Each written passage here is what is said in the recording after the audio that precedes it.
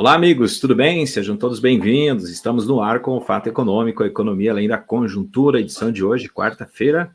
Hoje é dia 27 de novembro de 2024. Um dia nervoso aí para os mercados, o dólar subindo acima de 5,90. E a gente vai, então, trazer as informações sobre o que está acontecendo. E também vamos falar de um assunto muito interessante aí para a economia, né? Que são as expectativas aí que a gente está tendo com o pacote de ajuste fiscal, né? A economia, como é que a economia absorve essas expectativas e como que isso vai impactar aí nos custos das empresas, no bolso do consumidor, enfim, são assuntos que a gente tem para trazer hoje para ti aqui, além de, claro, né, também se aparecer alguma informação aí relacionado às declarações, né, do ministro da Fazenda, Fernando Haddad, a gente também vai trazer as informações aí. E para começar, então, sobre esse assunto aí de expectativas, quero chamar o André, né, que vai falar com a gente sobre isso, trazer alguma informação e depois a gente faz as análises, eu junto com o Lucas e com o André. E aí, André, tudo certo? O que tu tem para trazer para nós aí nesse assunto de expectativas para a economia brasileira?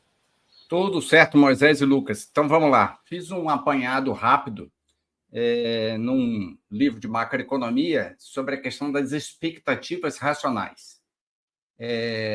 De que maneira as expectativas de consumidores, empresas, agentes econômicos, mercado financeiro, mercado nacional e internacional pensam e agem a partir daquilo que eles estão esperando que aconteça. Tá? Então, o conceito de expectativas racionais, como a gente chama na macroeconomia, ele sugere que os agentes econômicos, que são investidores, consumidores e empresas, né, eles vão formar suas expectativas, as suas possíveis ações no futuro, com base em todas as informações que eles têm disponíveis até hoje. Então, eles olham o passado e vão prospectar a ideia do futuro. Então, inclui nesse processo políticas econômicas que foram passadas do período anterior e são comunicadas pelo governo.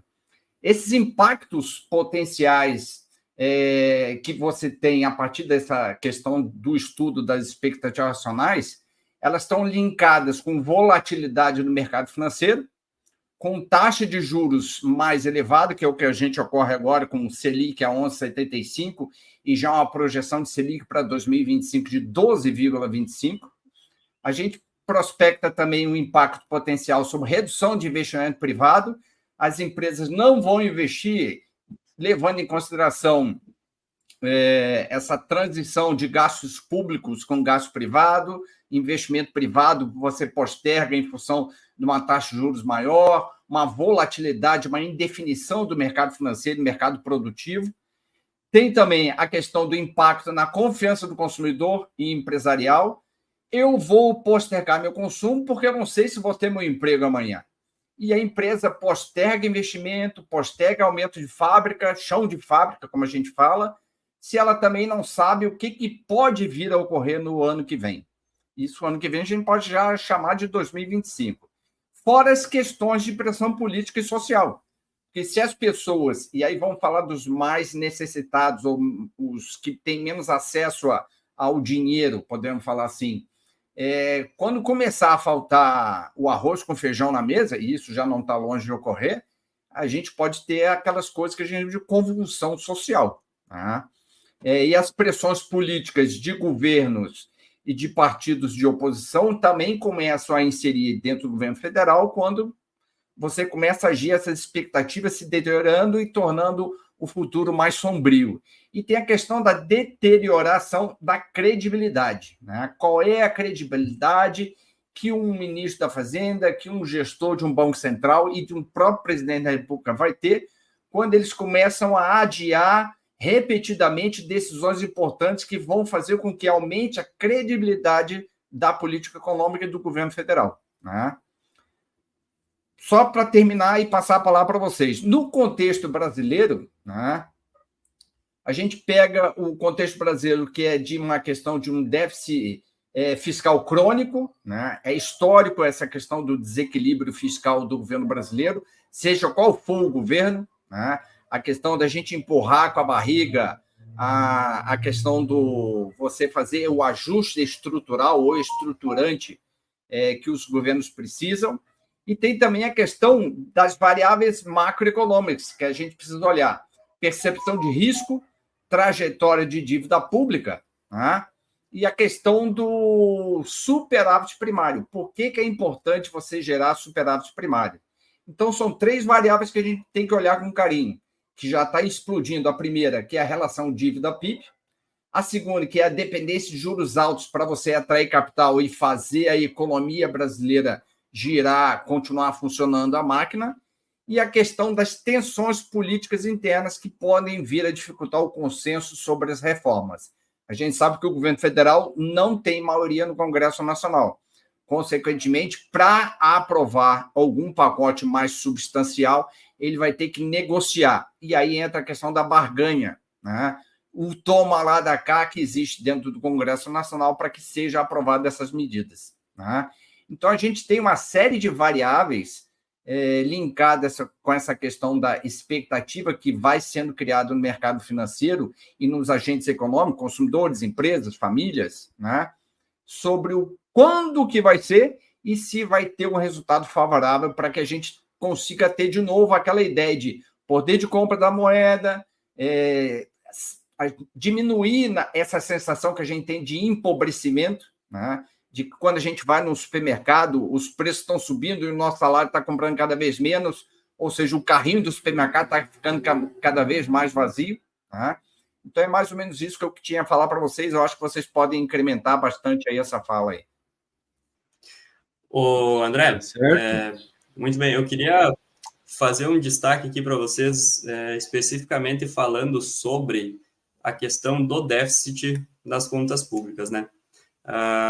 Com esse anúncio aí hoje que a gente está aguardando, então, a possível divulgação do pacote de ajuste fiscal e o rebote, digamos assim, que seria uma notícia ótima, como o Moisés havia comentado antes, a gente estava discutindo isso, da isenção do imposto de renda para quem ganha até R$5.000, né?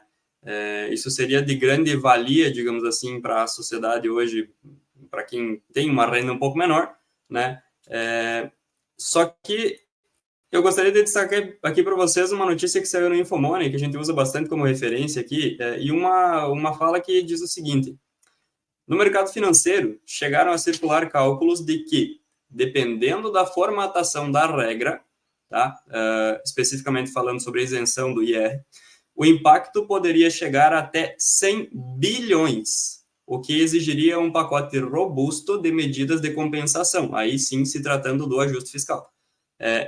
Porém, uma preocupação entre os agentes, inclusive, seria com o risco de tal renúncia não ser coberta por novas iniciativas, já que poderiam ser construídas soluções para driblar exigências da Lei de Responsabilidade Fiscal. Tá? Então, qual que é o problema, pessoal? Especificamente, como o André já falou, hoje a gente tem um déficit fiscal gigantesco dentro do Brasil.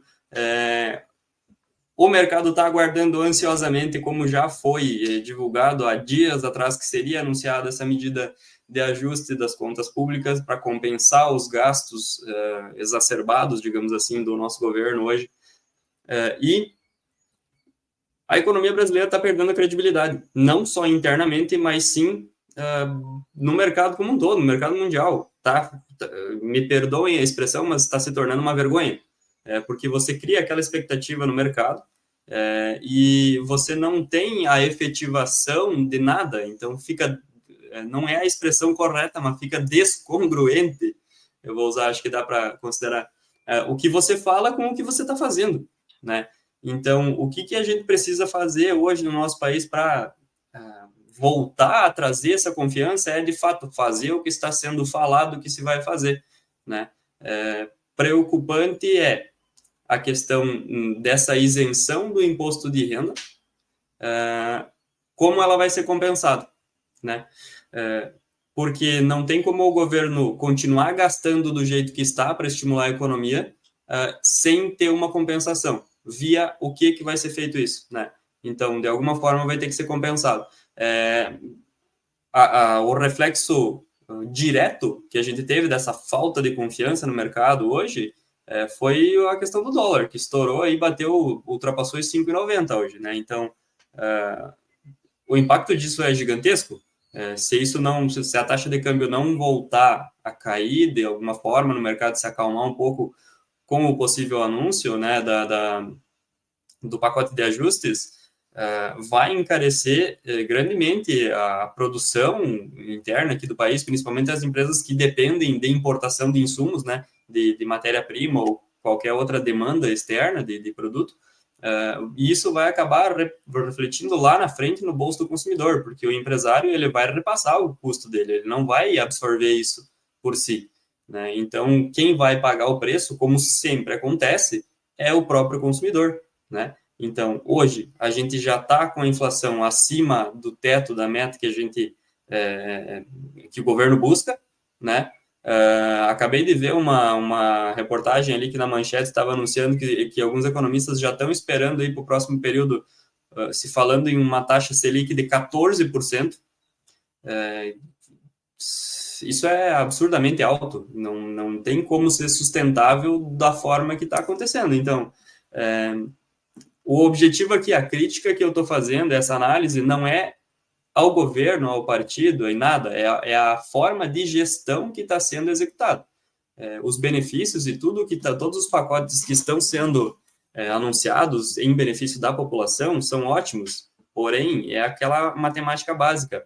Para sair tem que ter entrado um, né? Então, a gente precisa desse ajuste fiscal urgentemente, né, para reverter toda essa situação e trazer uma sustentabilidade tanto para as contas do governo, quanto para a confiança do consumidor, do produtor, né, do empresário e do mercado como um todo dentro do contexto global que o Brasil está inserido hoje.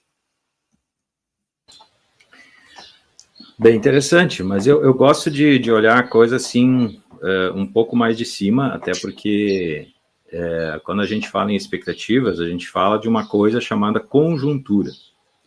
E quando, por exemplo, você vai... Quando o André falou de expectativas, não tem como tu tomar decisões, né, sem uma expectativa. Como tu disse bem no início ali, né, André, que por exemplo, quando alguém vai tomar uma decisão, ele olha o passado e olha para o futuro, né? E o que ele está analisando agora? É a conjuntura. E tudo isso que o Lucas acabou de falar, e tudo que tu citou aí, André, entra na conjuntura econômica, né? E aí, na conjuntura também está qual é a situação fiscal, né? As decisões do governo, como que está a renda da população, como que está o custo Brasil, ninguém fala de custo Brasil, e o quanto isso é algo que deixa o país competitivo. Eu sempre, quando eu faço as análises, eu gosto muito de analisar na oferta e demanda, sabe por quê? Porque a oferta e demanda é algo que mostra o quanto o país tem condições de produzir. E se o Brasil, se um país ele tem condições de produzir de forma equilibrada para manter o consumo e a produção equilibrada, ele é um país, né, que tem forte as suas bases de produção, né, seja de produtos, seja de serviços. E aí, quando você tem uma base de produção de produtos e serviços forte, você tem uma renda maior da população, está todo mundo empregado, todo mundo está trabalhando, né? As perspectivas da renda ser maior também são melhores. Então, eu acho que tudo isso entra na análise. Naturalmente que não é uma análise muito simples. E, por exemplo, quando a gente olha o que está acontecendo hoje, especificamente hoje, né? É um dia e um fato isolado, não é todo dia que acontece esse nervosismo todo no mercado. E eu digo mais, isso tudo é em relação àquilo que se espera, se tem de expectativas para algo que é, no caso, o pacote de ajuste fiscal. Mas não é só o pacote de ajuste fiscal que está impactando na inflação e na nossa economia, né? Existe uma conjuntura toda. Então, quando se fala em expectativas, a gente tem que olhar a conjuntura. Deixa eu dar uma passada para vocês aqui, por exemplo, quando se falou hoje, inclusive, quando se fala em índice de confiança do empresário. Índice de confiança empresarial, né? Então, uma pesquisa, né, nessa linha, ele vai utilizar qual metodologia? Ele vai ver qual é o índice, por exemplo, da situação atual empresarial e quais são as expectativas que ele tem. Então, não tem como desconsiderar a conjuntura. E, por exemplo, que nem quando se fala em índice de confiança do consumidor, por que ele tem confiança em consumir? Porque ele tem, tipo, poxa, olha, estou vendo que a empresa está indo bem, né? Que eu tenho perspectiva de continuar empregado, que o meu salário vai continuar. O consumidor, dificilmente, ele olha para a inflação como uma variável que impacta no bolso dele para ele tomar decisões. A única coisa que acontece é que ele vê assim, puxa, está ficando caro a carne, por exemplo, no supermercado. O tomate está caro, mas eu não tenho como deixar de comer a carne, eu não tenho como deixar de comer o tomate, né? Então, o que acontece? A conjuntura é que vai levando a economia como um todo, às vezes, a ter certas expectativas positivas ou negativas, que vai impactar ali na frente, que vai impactar numa taxa de juros como a gente está agora, expectativa de aumentar a taxa de juros, tudo isso é conjuntura. Na minha análise, com base naquilo que o André falou em relação às expectativas. Ô, Moisés, tu comentou ali a respeito do custo Brasil, né? Só para conceituar aqui bem para o pessoal, até fui pesquisar para não falar errado, o custo Brasil é um indicador que mede o nível de dificuldade e esforço necessário para produzir ou vender no Brasil. Tá? Ele é calculado com base na diferença entre os custos de produção no Brasil e a média dos países da Organização para a Cooperação e Desenvolvimento Econômico, que é o OCDE. Né? Então, hoje, eu até não cheguei a buscar aqui especificamente dados em que nível estamos, né? Mas considerando o nosso contexto atual, provavelmente esse risco Brasil está aumentando, né? Exato, e tem que se tomar medidas, né, justamente para diminuir esse custo Brasil. Como é que se faz isso? É fazendo investimentos em vários setores. E quando você fala em investimentos, esses investimentos geralmente é para dar retorno, né? Quando você faz um investimento... São os investimentos sustentáveis que a gente fala, né? Exatamente, não são investimentos... Hoje se fala muito em investimento sustentável. Então, aí Exato. Faz aquela avaliação econômica, né? Que a gente sabe muito bem o que é e por que é necessário, que a gente fala muito para as empresas, olha, você quer, por exemplo, iniciar um novo negócio, abrir né? Tipo, quer vender um produto novo, quer vender um produto diferente, faz a avaliação econômica financeira. É uma coisa simples de fazer. Mas aí você vai ter condições de tomar uma decisão de forma muito mais ponderada para ver se vai dar resultado ou não aquela ação, aquele investimento que você vai fazer. Então, assim, é como eu digo, né? Mais uma coisa que eu gosto de colocar nas minhas análises, né? Não só a oferta-demanda, também a conjuntura, acho que é importante. Claro que é macroeconômico isso, né? E a gente sabe que tem as questões microeconômicas aí que impactam. Mas é como eu disse, voltando, o André puxou o assunto das expectativas. Eu faço uma análise de que tudo é conjuntura neste momento. Exatamente. Isso, boas palavras. André. Isso aí. Então tá bom. A gente volta amanhã com mais uma edição do Fato Econômico, a economia além da conjuntura. E eu peço desculpas aí, né, pela minha cachorrinha aqui, a Belinha, hoje, que participou do programa, né? E certamente o pessoal que gosta de cachorro aí vai gostar. Mas faz parte, né? A gente está aí no dia a dia, vendo e fazendo ao vivo, apesar de quem está assistindo agora está assistindo gravado. Moisés,